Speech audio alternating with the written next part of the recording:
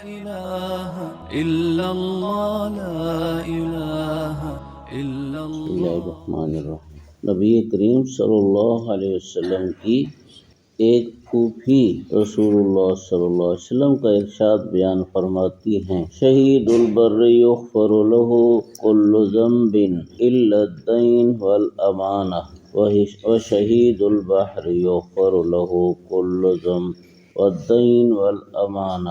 جو خشکی کے علاقے میں شہید ہو جائے، قرض اور امانت کے سوا اس کے سب گناہ بخش دیے جاتے ہیں، اور جو دریا میں شہید ہو جائے اس کے سب گناہ بھی اور قرض اور امانت بھی معاف کر دیے جاتے ہیں۔ اس حدیث پاک میں ایک تو شہید کی فضیلت بیان ہوئی، پھر شہید کی دو قسمیں بیان ہوئیں، خشکی کا شہید، دریا کا شہید۔ خشکی کا شہید یعنی کہ خشکی کے علاقے میں کافروں سے لڑتا ہوا شہید ہو گیا، اور دریا کا شہید دریا میں کشتیوں وغیرہ پر سوار ہونے کی حالت میں جہاد کرتے ہوئے شہید ہو گیا۔ اس میں دریا کے شہید کو افضل ظاہر کیا کیونکہ اس کی قربانی خشکی کے شہید سے زیادہ ہے۔ دوسری چیز، انہی دونوں شہیدوں کے فرق میں یہ بیان فرمایا کہ خشکی کے شہید کے قرض اور امانت کے سوا سب گناہ معاف ہو جاتے ہیں، اور علماء نے لکھا ہے کہ تمام حقوق العباد جو مال سے تعلق رکھتے ہوں ان کا بھی یہی حکم ہے، یعنی قرض اور امانت اور مالی حقوق العباد کے سوا اس کے سب گناہ معاف ہو جاتے ہیں، اور دریا کے شہید کے قرض اور امانت اور بندوں کے مالی حقوق بھی معاف ہو جاتے ہیں اور دوسرے گناہ بھی معاف ہو جاتے ہیں۔ دوسری چیز یہاں سمجھنے کی یہ ہے کہ قرض اور امانت اور بندوں کے دوسرے مالی حقوق یہ اتنی اہمیت رکھتے ہیں کہ جان دینے والے شہید کے بھی معاف نہ ہوئے۔ چنانچہ ایک دوسری حدیث پاک میں ہے، یغفر للشہید کل شیء الا الدین، شہید کا سب کچھ معاف ہو جاتا ہے لیکن قرض نہیں۔ ایک صحابی حضور صلی اللہ علیہ وسلم کی خدمت میں حاضر ہو کر عرض کرتے ہیں، یا رسول اللہ، یہ بتائیں کہ میں اگر جم کر لڑتا ہوا، ثواب کی نیت کر کے لڑتا ہوا شہید ہو جاؤں تو اللہ تعالیٰ میرے سارے گناہ معاف کر دے گا؟ آپ صلی اللہ علیہ وسلم نے فرمایا ہاں۔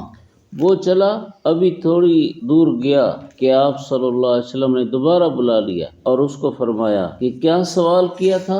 اس نے سوال دہرایا۔ آپ صلی اللہ علیہ وسلم نے فرمایا ہاں، سارے گناہ معاف ہو جائیں گے لیکن قرض معاف نہیں ہوگا، ابھی جبرائیل نے مجھے بتایا ہے، قرض معاف نہیں ہوگا۔ ایک حدیث پاک میں لفظ ہیں، اگر ایک آدمی اللہ کے راستے میں لڑے اور شہید ہو جائے، پھر زندہ ہو، پھر شہید ہو جائے، پھر زندہ ہو، پھر لڑتے ہوئے شہید ہو جائے، اگر 3 دفعہ شہادت کا درجہ پایا، شہادت ملی، تو اس کے سارے گناہ معاف ہو جائیں گے، قرض معاف نہیں ہوگا۔ ایک آدمی شہید ہو گیا، فجر کی نماز کے بعد حضور صلی اللہ علیہ وسلم نے فرمایا کہ وہ جو فلاں مارا گیا ہے، شہید ہو گیا ہے، اس کے وارث کدھر ہیں؟ کسی نے بتایا ہوگا تو آپ نے فرمایا ان اخاکم محبوس بدینہ، تمہارا جو بھائی شہید ہوا ہے وہ اپنے قرض کی وجہ سے قید میں ہے، اگر تم ادا کرو تو ٹھیک، ورنہ اس کا قرض ادا نہ کرنے سے وہ اللہ کے عذاب کے حوالے ہو جائے گا۔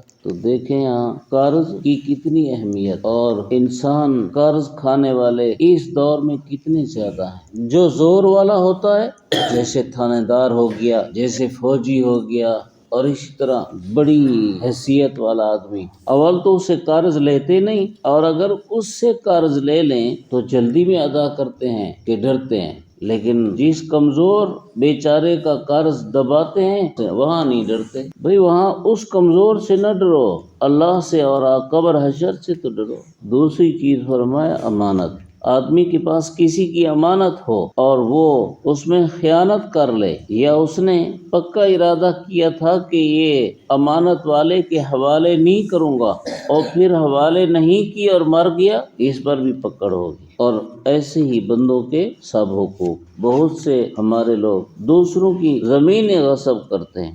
اب زمین غصب کرنے کا معاملہ بھی تو حقوق العباد سے تعلق رکھتا ہے، دوسرے کی زمین غصب کی۔ تو حضور صلی اللہ علیہ وسلم نے ارشاد فرمایا، جس نے کسی کی زمین کا ایک بالشت جتنا حصہ بھی ناحق لیا تو قیامت کے دن 7 زمینوں تک اسے دھنسا دیا جائے گا۔ تو یہ آدمی کا کتنا ہاضمہ ہے، کب تک ہضم کرے گا؟ یہ چیزیں ہضم نہیں ہوتی، اس لیے بندہ سب قسم کے حقوق العباد اور خاص کر کے مالی حقوق العباد کا بہت خیال کرے۔ بہت سے لوگ چوریاں کرتے ہیں، ڈاکے ڈالتے ہیں۔ چوریاں اور ڈاکے ڈالنے والے توبہ کر بھی لیں تو جن کی چوری کی، جن کا ڈاکہ ڈالا، یہ معاف نہیں ہوگا، اللہ تعالیٰ معاف نہیں فرمائیں گے جب تک بندے معاف نہ کریں۔ اس لیے اللہ والے اگر کوئی چور توبہ کرنے آئے تو اس کو فرماتے ہیں جس کی چوری کی ہے جاؤ اس کے پاس، یا وہ معاف کرے یا اس کو کہو